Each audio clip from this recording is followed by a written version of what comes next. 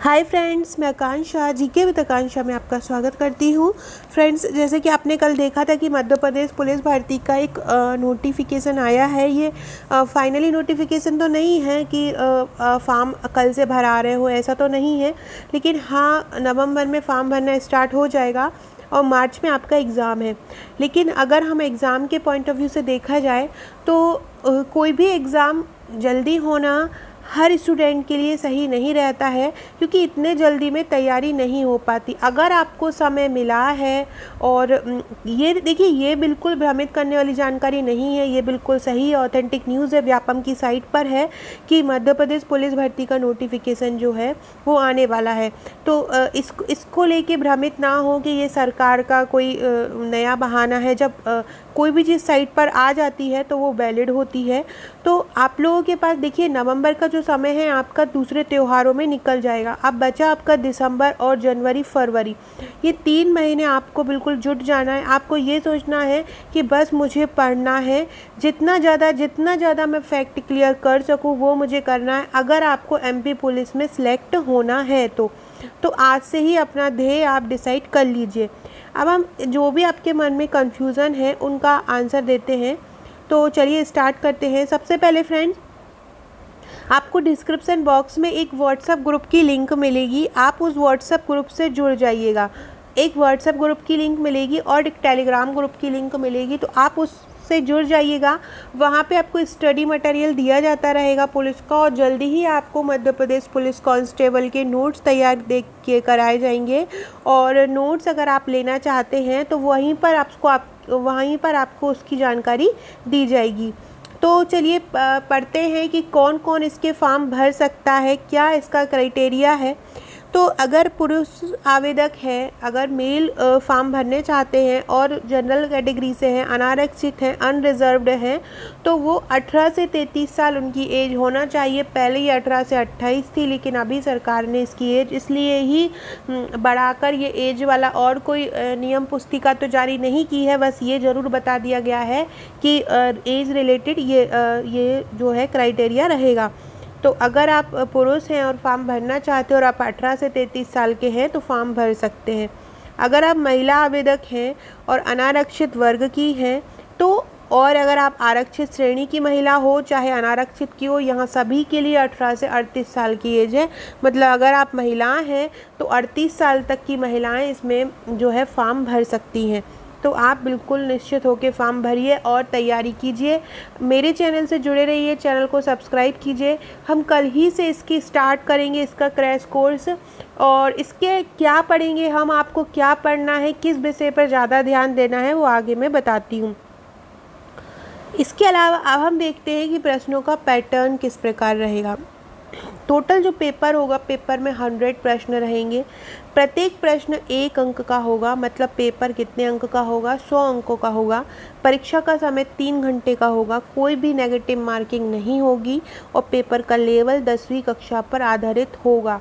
ये 10वीं कक्षा पर आधारित होगा, मतलब थोड़ा सा मानसिक तार्किक ये योग्यता आपकी ज़्यादा परखी जाएगी। तो आपको रीजनिंग पर विशेष ध्यान देना है। यहाँ रीजनिंग का बहुत ज़्यादा रोल रहेगा। इसके बाद अब आपको हर सब्जेक्ट के किस सब्जेक्ट से कितना प्रश्न आना है वो दिखाती हूँ। तो तर्क शक्ति से आना है, तर्क शक्ति से आएंगे 40 प्रश्न। फ्रेंड्स, हम डेली क्लास स्टार्ट करेंगे तो डेली आपका अलग अलग सब्जेक्ट वाइज क्लास रहेगा। तो उसमें मैं तर्क शक्ति जो है, आपका रीजनिंग है, बहुत अच्छे से कवर करा दूँगी, ताकि आपको कहीं परेशान ना होना पड़े और एक ही जगह पे, एक ही प्लेटफॉर्म पे आपको सभी चीज़ें मिलती रहें। तो तर्क शक्ति आपको 40 अंक की आएगी। सबसे ज़्यादा तर्क शक्ति ही आना है। इसमें 20 नंबर, 40 में से 20 क्वेश्चन तो ऐसे होंगे कि जो आप सभी लोग ही सॉल्व कर पाएंगे। बचा हुआ जो 20 क्वेश्चन है उसमें से 5 से 7 क्वेश्चन ऐसे रहते हैं जो बहुत बड़े से बड़ा जो मतलब जिनको रीजनिंग, बहुत अच्छी रीजनिंग के ज्ञाता भी होंगे ना, तो उनको भी वो क्वेश्चन करने में थोड़ा सा प्रॉब्लम आएगा।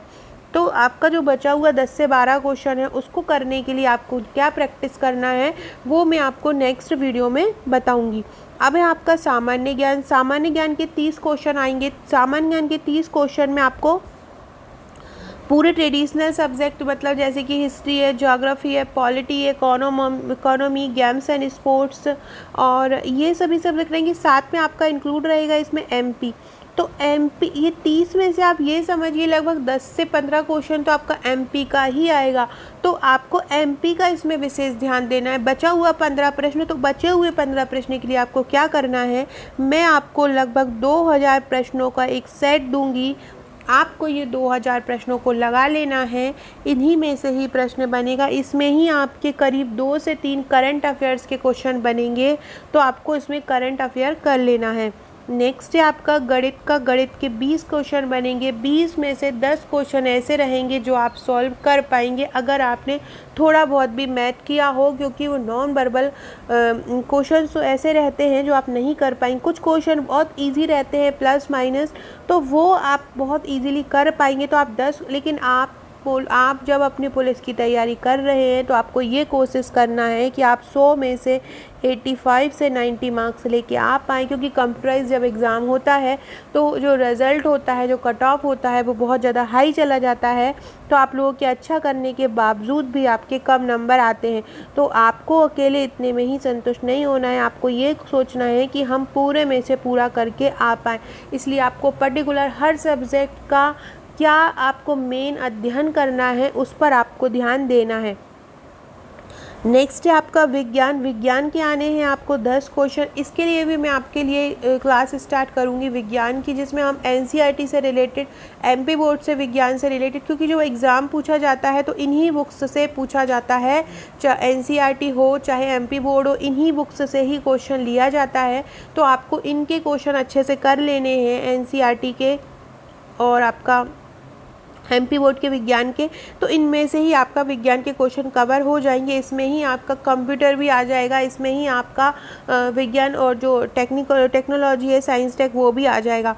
तो इस प्रकार से ये 4 सब्जेक्ट में आपका पूरा पुलिस कांस्टेबल भर्ती का सिलेबस टिका हुआ है। आपको इन्हीं को ही ज़्यादा महत्व देना है। स्पेशली आपको तर्क शक्ति और सामान्य ज्ञान, ये क्या है, दोनों सब्जेक्ट्स में एमपी और यहाँ की रीजनिंग, ये आपको मार्क्स दिलाएंगे। इसके बाद मैं आपको बताऊँ, अगर आप साइंस अच्छे से कर लेते हैं, साइंस के जो इम्पोर्टेंट फैक्ट हैं वो क्लियर कर लेते हैं, तो आपका ये पूरे 10 में से आप 10 आउट ऑफ 10 लाएंगे, जिससे आपका विज्ञान वाला पोर्शन, अगर आपका कहीं तर्क शक्ति और मैथ में कहीं छूट जाता है तो आप उसको विज्ञान में कवर कर पाएंगे। इसके अलावा ये ही भाग है जो हमने पढ़े हुए हैं कि सामान्य ज्ञान आएगा, गणित आएगा 20, और ये गणित आएगा आपका ये 30 नंबर का, ये 20 नंबर का, सामान्य मानसिक जो आपका वो 40 नंबर का, उसके बाद विज्ञान आपका आएगा 10 नंबर का। तो इस प्रकार से ही, जैसा कि मैंने ऊपर बताया हुआ है, इसी प्रकार से आपका कवर रहेगा। अब सामान्य ज्ञान में आपको क्या करना है, सामान्य ज्ञान में आपको जो मध्य प्रदेश आएगा वो इम्पोर्टेंट रहेगा, मध्य प्रदेश वस्तुनिष्ठ रहेगा वो इम्पोर्टेंट रहेगा, और सामान्य ज्ञान में वही तर्क शक्ति। इसके लिए मैं आपको 2 से 3000 प्रश्नों का एक बंच तैयार करके दूंगी, तो आपको वही लगाना है इसमें ज़्यादा, क्योंकि सामान्य ज्ञान इतना था, आप जितना पढ़ोगे ना उतना ही डूब जाओगे।